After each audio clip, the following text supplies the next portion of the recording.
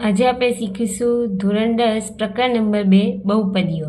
હવે બહુપદીના આપણે જોઈએ તો આમાં 3 પ્રકાર આવે છે: સુરેખ બહુપદી, દ્વિઘાત બહુપદી અને ત્રિઘાત બહુપદી.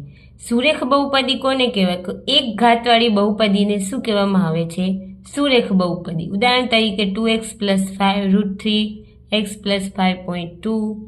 એવી રીતે જેમાં એક્સની એક ઘાત આવતી હોય અથવા તો કોઈ બી ચલની એક ઘાત આવતી હોય એવી જે બહુપદી હોય એને શું કહેવામાં આવે છે? સુરેખ બહુપદી અથવા તો એક ઘાતવાળી બહુપદીને સુરેખ બહુપદી કહેવામાં આવે છે. પછી નંબર 2 છે દ્વિઘાત બહુપદી હોય. જે બહુપદીની ઘાત 2 હોય તે બહુપદીને દ્વિઘાત, દ્વિ એટલે 2 અને 2 ઘાતવાળી બહુપદી એટલે દ્વિઘાત બહુપદી. 3x² + 5x + 2x² - 2x - i. જે બહુપદીમાં ચલની ઘાત 2 આવતી હોય તો એ જે બહુપદી છે એને શું કહેવામાં આવે છે? દ્વિઘાત બહુપદી. હવે આવશે ત્રિઘાત બહુપદી. તો જે બહુપદીની ઘાત 3 હોય તે બહુપદીને ત્રિઘાત બહુપદી કહે છે. ઉદાહરણ તરીકે x3 - 3x² + 5x - 3. હવે બહુપદીનું શૂન્ય. હવે જો p of k = 0 હોય તો વાસ્તવિક સંખ્યા k ને બહુપદીનું p of x નું શૂન્ય કહે છે. બહુપદીનું શૂન્ય શોધવું હોય તો જે સંખ્યા આપેલી હોય, ધારો કે કીધું x = 2 લો અને શૂન્ય શોધો, તો એની જગ્યાએ 2 લઈ અને શૂન્ય શોધવાનું. શું આપેલું છે અહીંયા? x² - 3x + 2. તો x ની જગ્યાએ શું લેવાનું? 2, 2 નો વર્ગ - 3, 2 + 2. હવે કરીએ આપણે 4 - 6 + 2. તો શું આવશે જવાબ? 6 - 6 એટલે 0.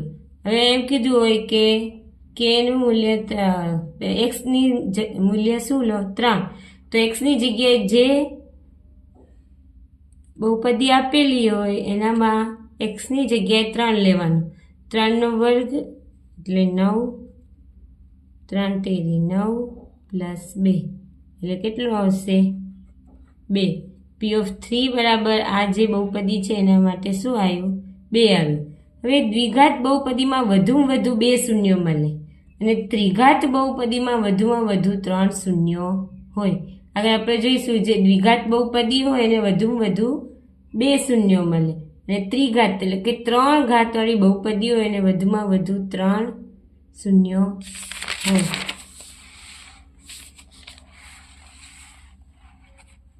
દ્વિઘાત બહુપદીમાં જ્યાં y બરાબર p of x નો આલેખ x અક્ષને છેદે છે તો તે બિંદુના x યામને એ બહુપદીના px ના શૂન્યો કહે છે.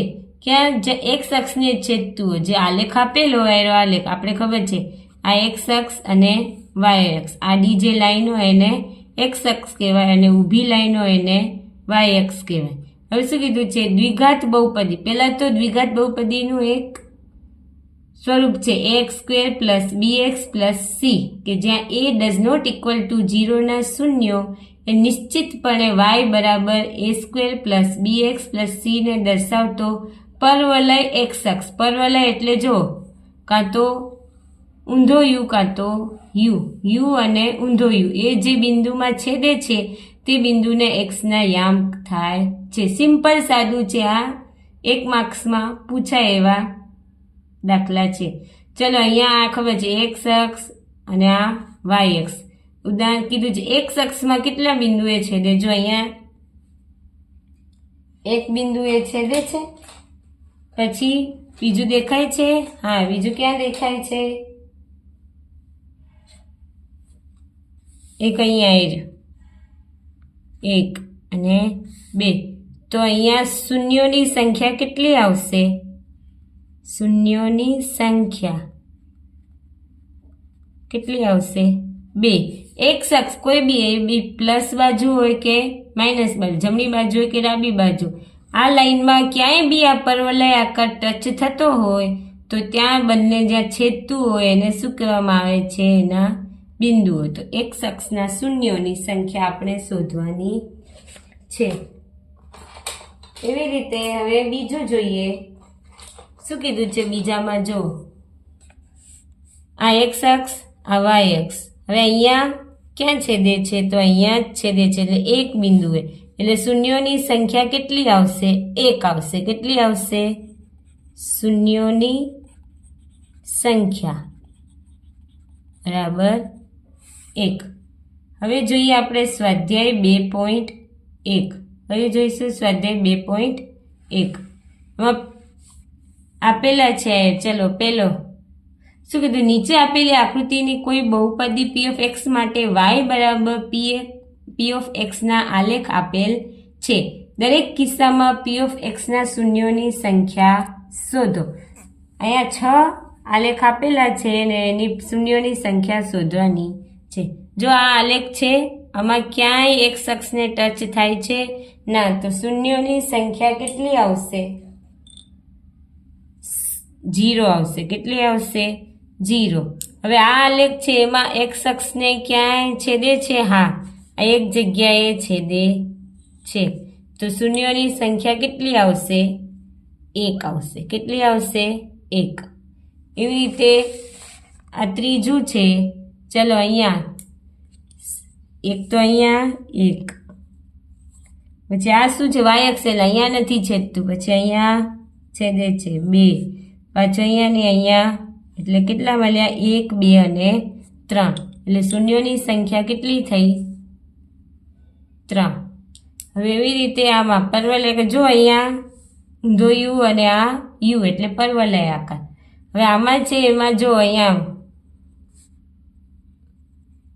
1 અને 2, કેમ? આ એક અક્ષ જ છે. આ જમણી બાજુ અને ડાબી બાજુ, જમણી બાજુ બધા ધન હોય, ડાબી બાજુ બધા ઋણ હોય, પણ અહીંયા એક અક્ષને છેદે છે એટલે 1 અને 2. શૂન્યોની સંખ્યા કેટલી આવશે? 2. એવી રીતે પાંચમું છે. ચલો ગણીએ. આ 1, આ 2, આ 3 અને આ 4. એક્સ અક્ષનું જ જોવાનું, વાય અક્ષનું જોવાનું નહીં. એટલે 1, 2, 3 અને 4. જે પાંચમું છે એમાં શૂન્યોની સંખ્યા કેટલી આવશે? 4 આવશે. એવી રીતે છઠ્ઠું, ચલો એમાં ગણીએ. 1, અહીંયા 2, અહીંયા 3. આ ના આવે, કેમ? આ વાય અક્ષ ઉપર ટચતા છે. જો ઊભી લાઈન છે એટલે વાય અક્ષ, એટલે 1, 2 અને 3. એટલે શૂન્યોની સંખ્યા કેટલી આવશે? 3.